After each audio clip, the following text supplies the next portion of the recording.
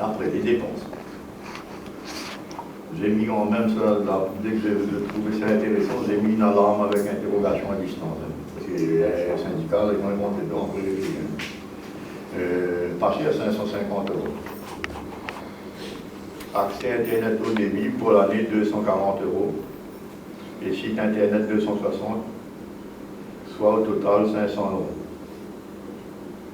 Loyer mensuel réglé 4 fois, parce que je vous dis tout de suite, c'est chez moi. Et ben, quand le syndicat n'a pas d'argent, il ne paye pas. Hein? Pour l'année, il a payé 4 fois. Passé à 300 euros, quand même, tout je louais 800 euros. C'est pris. Hein?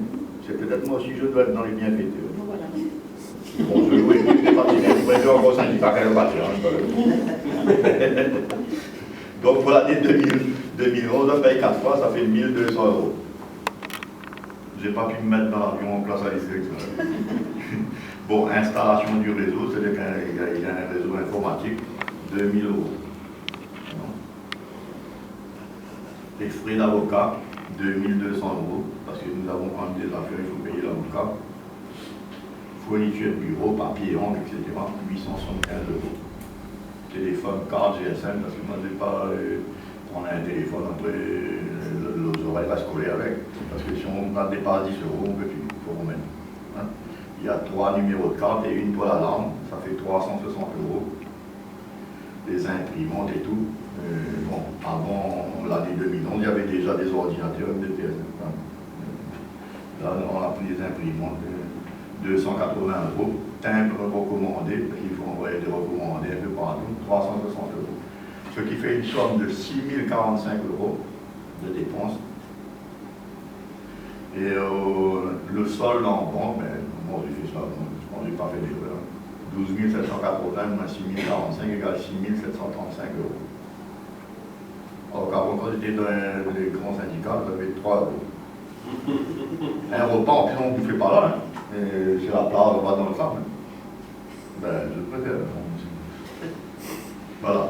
Donc, mais je pense qu'à un certain moment, ça va prendre de l'ampleur. Parce que, bon, quand je m'occupais des autres syndicats, je ne m'occupais pas de celui-là. Maintenant, je m'occupe que de celui-là. Et je dirais que je l'occupe à mi-temps, parce que j'ai aussi un emploi de consultant en droit social. Mais j'ai conservé un mi-temps. Je ne peux plus travailler pour PS en plein. Ça me. J'ai une satisfaction personnelle, bon, c'est pas une satisfaction pécuniaire, mais bon, où je travaille, bon, je ne me plains pas de mon salaire. Et de mes conditions de travail. Moi, pour l'instant, ça fait 2 ans déjà, je ne dispute pas, j'ai jamais gueulé, on ne m'emmerde pas, je fais mon travail. C'est rare, il fallait attendre 60 ans pour le faire. Faut pas payer ça soir. Alors pour les autres, c'est fait pour vous donner de la chance dans les avant. 60 ans, 40 ans de travail. J'ai rencontré 2 employeurs que je respecte, c'était pas des employeurs des vieilles pauvres. Hein. Ils respectaient mes compétences et mes convictions. Jamais ils m'ont tenu rigueur parce que je faisais du syndicat. J'ai toujours fait du syndicat, même quand j'étais étudiant. J'ai toujours continué, depuis le premier travail, je faisais du syndicat. Je ne pouvais pas changer. Et même, je précise, je crois même que j'ai occupé des postes de directeur, etc., parce que je faisais du syndicat.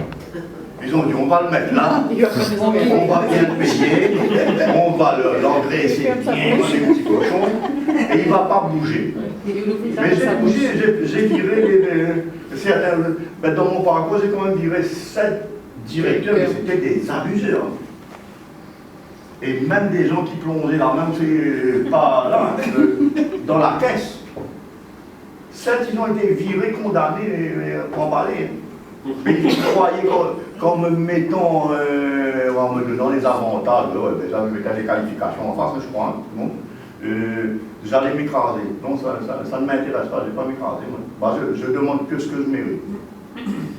Je n'ai pas besoin de privilèges, j'ai toujours dit, je n'ai pas besoin de privilèges, j'ai déjà fait atteindre, je suis en bonne santé.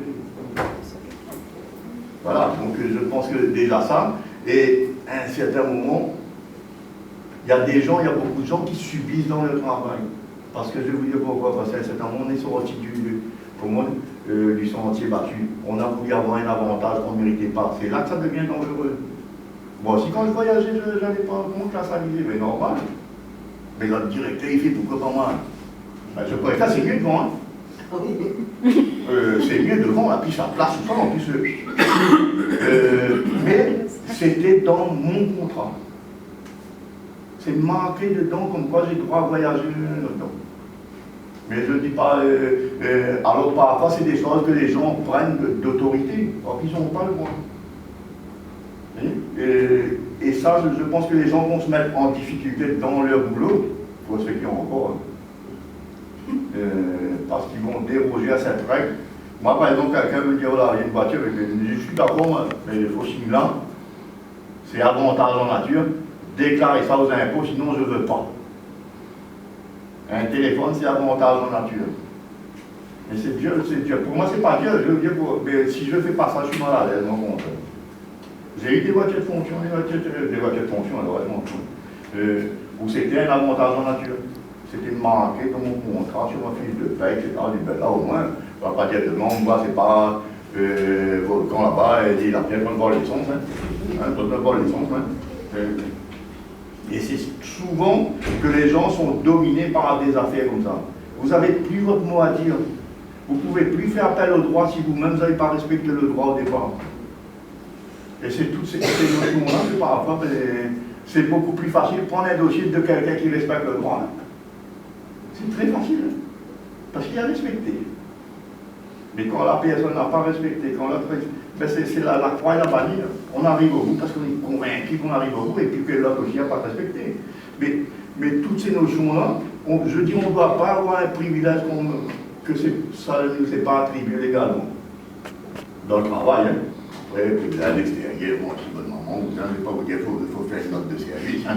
Tu bon, dors encore mon grand, ne te réveille pas, ton année est assuré, j'ai de l'argent, ça c'est bon, hein. Pas besoin de note de service. Mais dans le travail, je pense qu'à ce moment, il faut vous.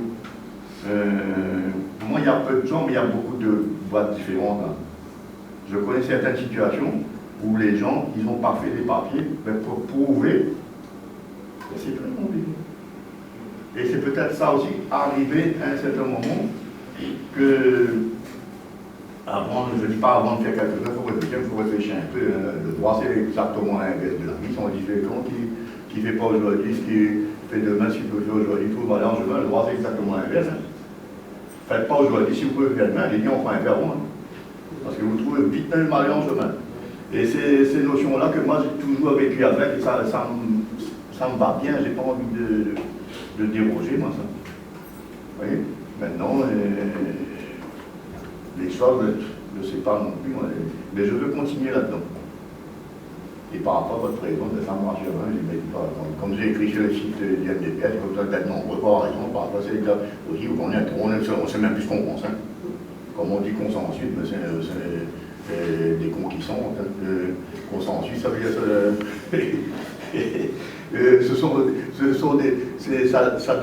c'est avoir une décision sur le minimum. J'arrive avec une grande idée, je discute, je suis démocrate, mais quand je sors là, j'ai plus mon idée, bon, ça ne sert à rien, on va venir sans rien. Et c'est bien souvent des réunions, la réunionite, on fait par exemple, comme je viens quand même du social, le social c'est la réunionite, ça ne sert à rien. On met un petit délinquant, un petit maman là, il y a 27 personnes autour de lui, psychologue, psychiatre, médecin, pas ici, pas là-bas. Après qu'ils sont dit, monsieur, qu'est-ce que ça dit à nous là? Ben, c'est ça, la réunion, c'est la réunionite. Hein. On va se réunir pour se donner un alibi qu'on a fait quelque chose. Pour se concerter. Voilà. Donc ça fonctionne comme ça. Le pauvre maman qui sont là, il était suivi par un psychologue, il rentre direct au stade psychiatrique. Directement. Et bien souvent, même dans les autres métiers, on fait comme ça, on se réunit. On va faire comment du business plan, on va ici par là. La réunion, il n'y a pas besoin d'un bazooka, tiens, moi, l'autre, on va le voir, ici, comme je dis, on est comment? On est un groupe. Moi, ils sont un trust. 4 entreprises. Quand on compte les salariés, c'est les mêmes têtes qui courent par nous. Il y a 12. Je me dis, mais un trust comme ça, il vaut mieux le groupe pas se à voir. C'est dire. Mais c'est comme ça, on est là-dedans, les gens qui regardent, ils disent un truc, ils croient que c'est vrai. Et là, vous, les salariés, c'est un moment difficile. Par exemple, le vrai salarié, le vrai tireur au flanc, lui, il est tranquille. Hein. Il est retourné. Ah, ça, le vrai tireur au flanc, il y en a aussi, hein. Pas de problème. Hein. Lui, il est tranquille. Il dit, bon, il fait un pas, mais on fout parce qu'on ne fait pas rien. Mais seulement, parce qu'on ne fout rien, même ceux qui travaillent, ils viennent travailler. Ils payent quelqu'un comme ne fout rien. Ben seulement là-bas, c'est fou. Tout le monde out. Et ça, c'est pas la faute, c'est peut-être un syndicat qui se respecte. Hein.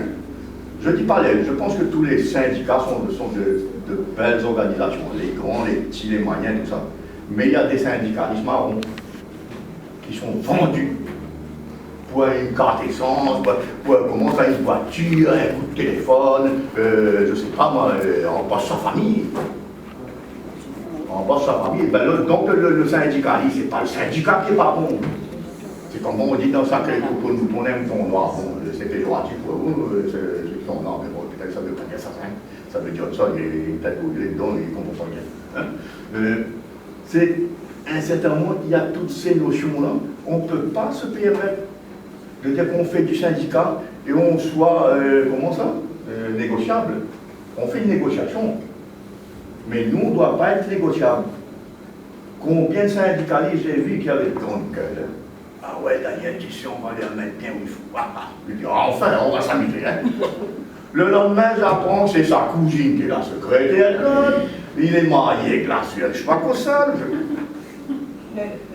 Après tout d'un coup, t'es où? Le téléphone ne répond bien. Quand on s'est renseigné, c'est qui qu'on avait comme interlocuteur. Au contraire, il vient me baratiner pour que je ne sois pas méchant. Là, après, il dit, ou bien, je dévoile rien, voilà. Quand, par exemple, là, tout à l'heure, il y aura juste 4 petites personnes qui vont se présenter à vos suffrages. Hein. Mais c'est pas pour dire, ah ben, qu'est-ce qu'on prend l'avion? Il y aura 5 000 euros, 6 000 euros. C'est vrai. Et seulement, c'est mon honneur, moi. Je suis honoré de dire que j'ai pu faire ça là depuis en courant partout, comme je dis, je suis comme une grande pipe, je fais adhérer les gens, comment ça? C'est des parkings, parfois elle crie après moi parce qu'il manque un compte d'adhésion. Ben après je cherche un peu dans mon sac, je trouve. Mais je sais moi qui c'est qui a adhéré, mais parfois les parkings, ben, c'est pas trop. Ben, je fais partout. Hein? Je fais adhérer, Carrefour, je fais adhésion. Je dis, maintenant, vous êtes comment ça? Ah, vous devez souffrir, vous comptez combien de tonnes quand vous faites un contrat? Mais après, c'est cher, ça y est, elle rappelle. Mais parfois, le bon, je ne sais plus où c'est. Mais là, au moins, j'aime bien quand on critique, il faut aider après. Là, après, moi, je ne fais pas ça, je fais une grosse cage tout le temps, pour me placer. Oui. Donc, c'est un peu comme ça, parce qu'on ne peut pas être au fouet, au moulin, et être bon partout. Moi, je voulais être bon en droit. Je ne sais pas si je suis arrivé d'essayer de faire un peu, hein. Mais seulement comme. C'est tout ce que je voulais, moi, dans le syndicat. Moi, je n'ai pas fait le syndicat avec mégaphone, non, j'aime bien quand c'est construit, j'aime bien le code de procédure civile, quand l'autre croit parce qu'il est habillé comme un cowboy, avec un petit cravate, là, on l'appelle lui. Mais après, il y a merde, je n'ai pas vu comme le grand con. Hein. Voilà comment moi je vois les choses. Maintenant, je pense que ça m'a rapporté parce que j'ai toujours été attaqué, mais heureux de me défendre bien souvent. Et puis, bon, on est heureux de se défendre quand il a fait, on gagne la victoire quand même. Mais même une bonne claque, hein, ça rend service. Demain, je vais dire, mais tu connaissais mieux que moi. Là. Mais maintenant, ça, au moins, je n'oublie plus. Je vais te donner ça à un autre adversaire, il va prendre, parce que moi, je ne connaissais pas, mais il ne connaît pas non plus là-bas. Donc, c'est tout un engouement d'être syndicaliste, je pense, parce que c'est fait pour la beauté du geste. C'est pas fait pour dire, bon, j'ai roulé en Porsche avec l'argent syndical. C'est pour ça. Combien de balles je joue triple, je joue pas vos adhésions, hein, parce que là, je change de voiture, je viens qu'on rappelle. Hein? Donc, c'est tout un engouement. Moi, ce que je veux, par exemple, pas transmettre, alors que les gens ressentent, c'est l'engouement.